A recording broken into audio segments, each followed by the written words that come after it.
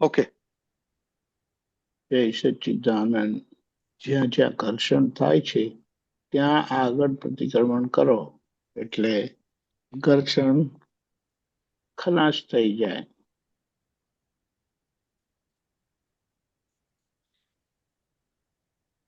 જે રસ્તે વિતરાગ ભગવાન વિતરાગ થયા, મુક્ત થયા, મોક્ષે ગયા, એ રસ્તો આપણને દાદાએ જેમ છે તેમ આપી દીધો. એ ક્યારેય શક્ય નહોતું એ શક્ય કરી આપ્યું દાદાએ.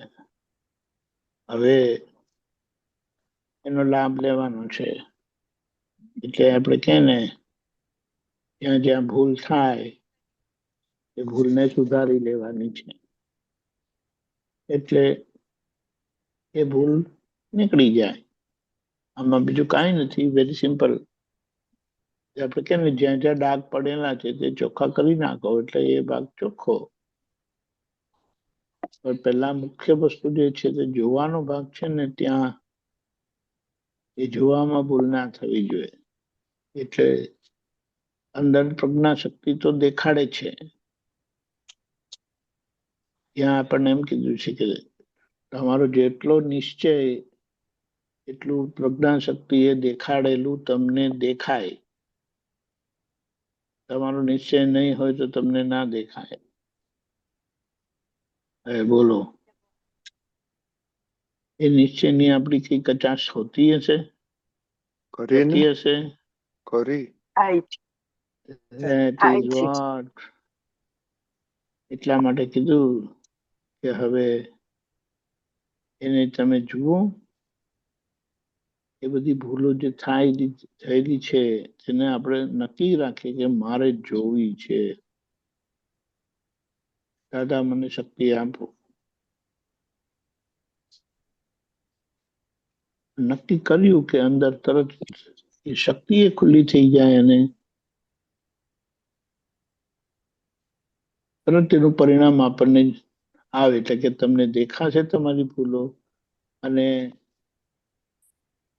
શક્તિનો પ્રકાશ એવો છે ને કે આપણી પાસે પ્રતિક્રમણ કરાવીને જ રહી.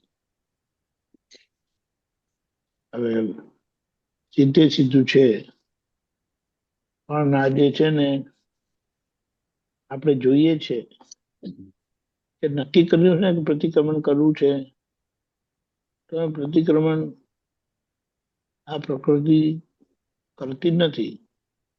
એવું કોઈ જોયું?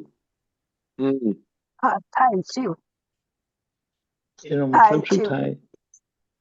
એનો મતલબ શું થાય કે આપણને ખબર છે કે અહીંયા આપણે સાફ કરવું જોઈએ, પણ આપણે સાફ કરતા નથી.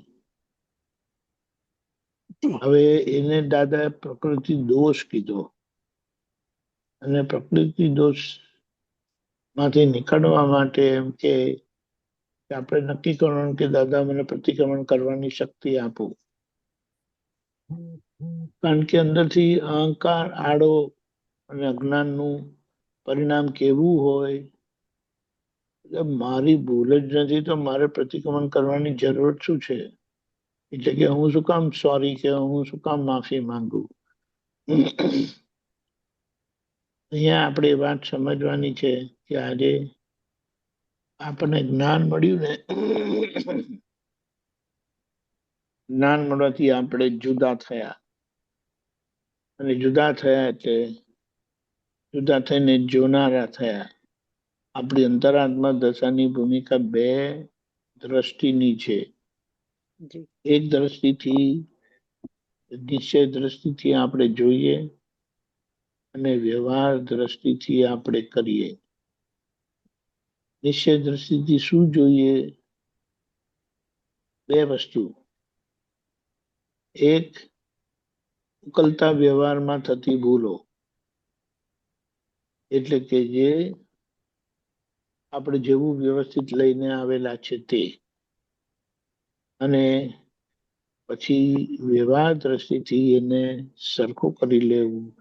કારણ કે વ્યવહાર દ્રષ્ટિ એ જે વ્યવહાર આપણને ભેગો થયો એની આદર્શતા બતાડે છે કે આદર્શતા આવી છે જી કે હું વ્યવહાર દ્રષ્ટિથી પતિ છું, કે વ્યવહાર દ્રષ્ટિથી હું પત્ની છું. તો આદર્શ પતિ કે આદર્શ પત્ની કેવા હોય એનું માપ આપે. એટલે સ્વાભાવિક છે, શુદ્ધાત્મા દ્રષ્ટિએ જોયું કે તરત વ્યવહાર દ્રષ્ટિના માપથી ઉકલતો વ્યવહાર દેખાશે, સમજાશે અને ભૂલ પણ પકડાય છે અને સ્વાભાવિક પ્રતિક્રમણ હોવા ઘટે. પણ આજે આવું નથી થતું, એટલે આખી આ ગોઠવણી કરવાની. સમજાયું? જી આજ્ઞામાં આવેલા છે એટલે આજ્ઞા જ આપણને પ્રતિક્રમણ કરાવે એવી છે. જી આજ્ઞા જ આપણને પ્રતિક્રમણ કરાવે એવી છે. પણ હવે અહીંયા આવી રીતે આવી ભૂલ રહેવાના કારણે આપણે આખી આ ભૂમિકા ભજવવાની છે આ રીતે. આ સમજાયું?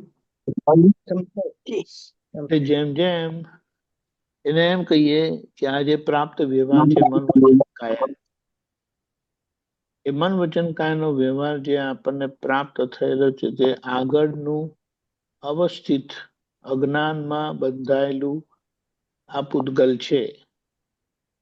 એ આજે જ્ઞાનમાં એને જોઈ લેવાનું અને એ જ્ઞાનમાં જોઈને આજે જે દાદાની સમજણથી આખું અવસ્થિત થાય છે, કારણ કે એ આજ્ઞા પૂરતું જ ચાર્જિંગ છે. એ પુણ્યાનુબંધી પુણ્યનું ફળ આપે છે. એટલે આપને એવો પ્રતિષ્ઠિત આત્મા નવો તૈયાર થાય આજ્ઞા થકી, જે આપણને મહાવિદ્ય ક્ષેત્રમાં લઈ સિમંદર સ્વામી પ્રભુના દર્શન કરાવે. જી એવું છે.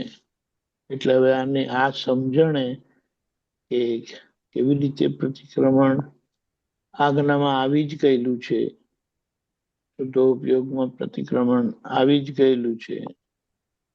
ઔપચારિક પ્રતિક્રમણ આપણે કહીએ ખાલી, પણ